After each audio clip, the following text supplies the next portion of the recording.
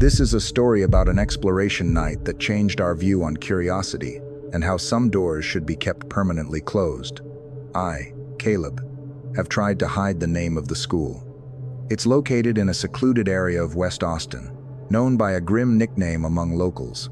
But for the safety of anyone who hears this, I will only refer to it as the Westlake Site. My friends Marcus, Devin, and the reckless Skylar and I were obsessed with this latest target, a colossal concrete structure that had been abandoned since the 92nds. We had seen pictures of it: dust-covered hallways, a massive, partially collapsed gymnasium, and most importantly a basement, rumored to be the site of secret society rituals. This was what ultimately drove us. That night, Marcus's pickup truck was parked a few blocks from the school. We were armed with ultra-bright tactical flashlights and an old camera. We were lucky. A section of the barbed wire fence in the back had been cut, as if someone had already paved the way for us. When we got inside through a broken hinged side door, a blast of icy air hit us, carrying the smell of mold, dust, and something that smelled like spent incense.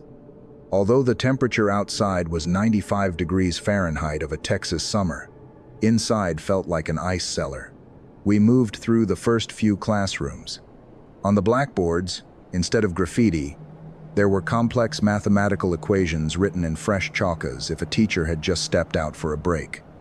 This felt profoundly wrong. Skylar and Devin split off to find the rooftop, while Marcus and I decided to head down to the basement. The basement was a true labyrinth. Walls were peeling, pipes were rusty, and we had to wade through a thin layer of water. As my flashlight beam swept across a corner, I froze.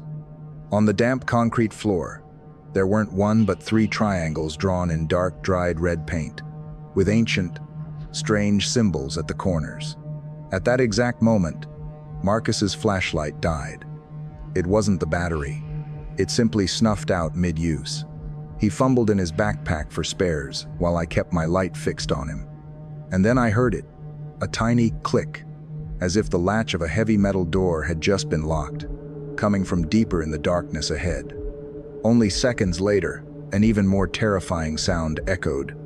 Thump, thump, thump. A slow, heavy beat, like a large piece of metal being dragged across the concrete floor. The sound came from right behind us. We immediately ran. We bolted up to the second floor, where we were supposed to rendezvous with Skylar and Devin. When we reached the gymnasium, we found them standing in the middle of the court, faces pale. Skylar pointed at her backpack, which she had set near the bleachers. It's gone. That pack held our walkie-talkies. Are you guys kidding me? Devin yelled, his voice shaking. In that silence, I grew intensely worried. Someone had locked the basement door behind us, and now our communication was gone. Just then, a sound came over the building's old public address system in the gym. A crackling sound, then a woman's voice, horribly distorted and amplified. C-A-L-E-B. The voice had spelled out my name. Without needing any explanation, we sprinted to the 3rd floor. As we dashed past an open classroom, I stopped short. In the middle of the teacher's desk lay Skylar's backpack. We rushed in. Skylar snatched it, and on top of it was a single object, a black cassette tape. Marcus grabbed it, and we continued down the hall until we found an abandoned portable cassette player on the floor. Marcus hit play. The tape hissed, followed by a sequence of terrifying sounds. The sharp sound of blades being honed, then a faint whimper, and finally a deep male voice, echoing as if from a deep well. You should not have trespassed. You are marked. Next time, do not expect a quick passing. The tape ended. We looked at each other in horror. Blood, watch out, Devin screamed, pointing down the hall. From the dark corner, we saw 2 tall figures in black robes and plain white masks emerge. They didn't run. They simply glided in unnerving silence at a frightening speed. We turned and ran back. As we rushed past a classroom, I glanced in. On the opposite wall, someone had used white spray paint to tag a large, fresh message. Well done. You have completed the ritual. The footsteps of the cloaked figures were getting closer. Skylar was leading, but when she rounded the corner, she screamed.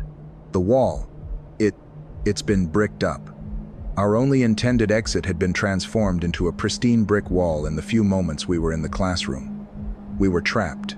Marcus roared and slammed his fist against the wall. I was nearly paralyzed, but Skylar pointed to a row of rusty metal lockers. Lockers. There must be an access panel between these classrooms. Marcus, fueled by rage and fear, used all his might, kicking the hinge near the base. The hinge tore off with a sickening snap, creating a gap just wide enough for one person to squeeze through. Just as I squeezed through, I glanced back. The robed figure was close enough that I could smell the dry musk radiating from them. I saw one of them raise a hand of black, gloved hand and wave lightly toward me. No words, but the gesture was chillingly possessive. I launched myself through the gap. Marcus was last, shoving the entire row of lockers back into the hallway, buying us a precious few seconds. We tumbled into another classroom and ran.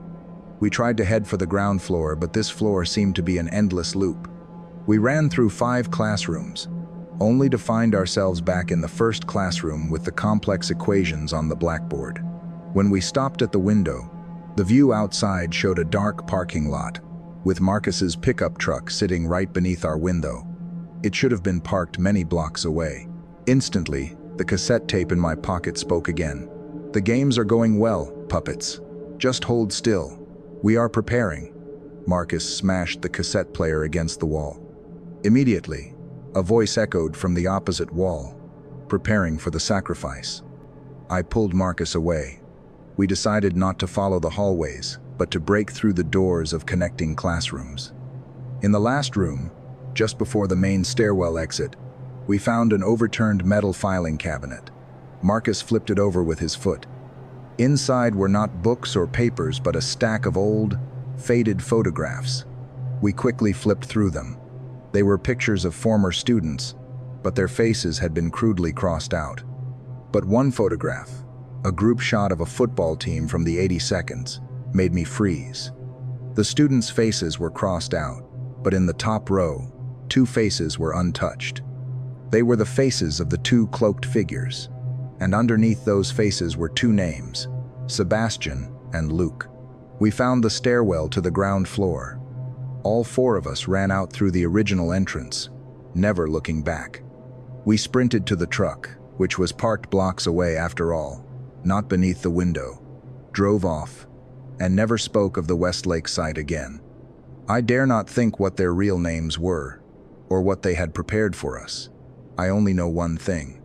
Those people were not random attackers. They were former students of that very school, who had grown up with it, and were now guarding some kind of horrifying ritual. And they had been watching us, long before we even stepped onto the school grounds. I had just moved into the first house I'd ever rented on my own, and everything that happened took place only a few days after I settled in. I was a 25-year-old woman, living alone. Before this, I'd been stuck in a cramped apartment in Spokane, where the noise from traffic, arguing neighbors, and walls so thin I could practically hear people breathe slowly drained me. I needed somewhere quieter, somewhere I could start over. The house I found was small, a single-story place tucked behind a line of tall pine trees at the end of a gravel driveway. It wasn't much. 2 tiny bedrooms, an outdated kitchen, and a cramped bathroom. But it was peaceful. No nearby neighbors, no noise, nothing to disrupt the silence. My life became quiet, isolated, and routine. I went to work, came home, and kept to myself. It felt safe, at first. That night in late October, I got home around 9:45 p.m. I changed into comfortable clothes and ordered Chinese food. Out there were no delivery apps. If someone agreed to deliver, it was considered lucky. Around 10, the doorbell rang. I thought, that was fast. But when I looked through the peephole, my stomach tightened. A man in a dark hoodie stood on my porch, hands shoved deep into his pockets. No food bag, no receipt. No sign he was delivering anything at all. Exhausted from the day, I didn't immediately process the danger. I opened the door just a crack, with the safety chain still latched. "Are you here with my food?" I asked.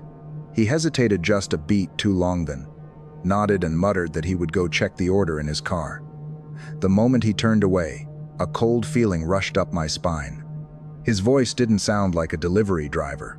His movements weren't natural. And why had he shown up empty-handed? I spoke through the chain door. "If you don't bring the food right now, I'm calling the police." He mumbled something under his breath and walked off into the darkness between the trees. No car door opening, no engine starting, nothing. He simply vanished. I slammed the door shut, locked every bolt, and immediately called the restaurant. They told me my food hadn't even left the kitchen yet. My hands went cold. I called the non-emergency police line, and they told me to stay alert and that they would note the incident. 20 minutes later, the real delivery driver arrived. For a moment, I thought the worst was over. At about 11:30, while I was watching TV, to calm myself down, I heard a faint scratching at the back door. I froze and turned off the TV. The sound came again, louder this time, like something metal being dragged across wood. Then the doorknob rattled gently. Someone was trying the door. I grabbed my phone with shaking hands, dialed 911, picked up a kitchen knife, and locked myself inside the bedroom. I sat in silence, hearing nothing but my heartbeat until the police arrived about 15 minutes later and called out for me to open the front door. They checked around the house and showed me fresh pry marks on the back door, clear signs that someone had tried to force the lock open. They took a report, reassured me, and left to patrol the area. For the next few days, nothing happened. I tried to convince myself the stranger was gone for good.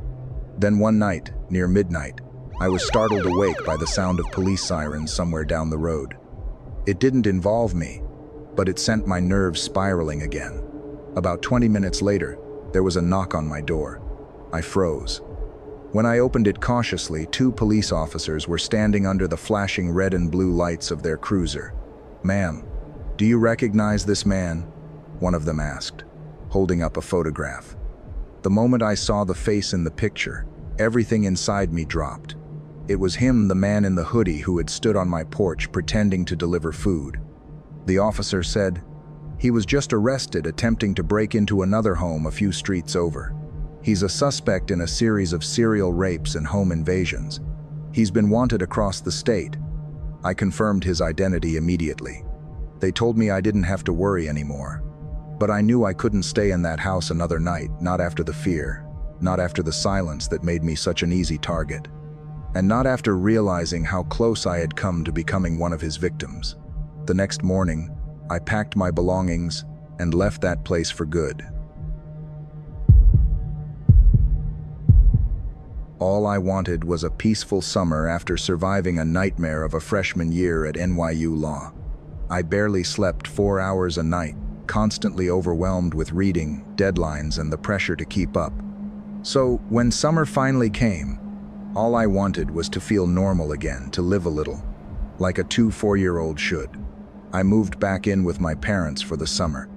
Every Saturday, I went out with friends to dance, drink a bit, and just breathe. That Saturday, I went with Jackie, my childhood best friend. We hit up a bar not far from the city. It was crowded, loud, and perfect. That's where we met 2 guys, Sebastian and Luke. They seemed normal at first. Late 22nds, well-dressed, polite, making decent conversation. It felt like just another fun night. Then Jackie pulled me into the restroom. She leaned in and whispered, "I think I want to go home with Luke." I froze. That was so unlike her. Something felt off. When we got back to the table, I saw Sebastian and Luke whispering with serious faces, nothing like the friendly guys from a few minutes ago. But the moment they saw us approaching, their smiles snapped back on like a switch. On the table were 4 drinks. 2 rum and cokes, the ones we had originally ordered, and 2 bright yellow frozen-looking drinks. I frowned and asked, "What are these?" Sebastian replied, Pina coladas. Weird. Two grown men ordering frozen pina coladas. It didn't add up. I felt a knot in my stomach, but I didn't show it. I smiled, played it cool. These look a little too girly for you guys. What if someone sees and gets the wrong idea? Then I swapped the drinks, slid the rum and cokes toward them, and pulled the yellow ones to our side. I took a small sip and winked. Sebastian stared at me for a few seconds, cold, sharp. Then, wordlessly, he drank the rum and coke. Luke followed. I let out a slow, quiet breath. Not long after, they invited us back to their apartment to keep the party going. Jackie agreed. I hesitated but didn't want her to go alone, so I followed. The place was mostly empty, like they'd just moved in. Music played. They handed out some white beers. Everything seemed normal again, until it wasn't. Out of nowhere, both men started slurring, mumbling nonsense, laughing to themselves. Then, within minutes, both of them passed out completely unconscious. Jackie panicked. I looked her in the eyes and said, "Remember when I switched the drinks? I think they spiked ours." We both stood there, stunned. What had just happened? Jackie wanted to search the place for evidence, but we had no idea what we were even looking for. We left, quietly, shaken. We didn't go to the police. No proof. No idea what exactly happened. And something didn't make sense. If they planned something, why invite us back home when they were about to pass out? It didn't add up. Maybe they thought the drugs wouldn't affect them as much because of their size. Maybe they were supposed to take something else to stay awake. Or maybe their entire plan was just sloppy and went horribly wrong. I don't know. And not knowing is the scariest part. I hated myself for letting anyone touch my drink. I hated how naive I'd been. But mostly, I was terrified by the thought that there are people out there willing to do whatever it takes, no matter how dark, just to get what they want. I was lucky. Very lucky. If I hadn't switched those drinks, I honestly don't know what would have happened. The memory hasn't left me since.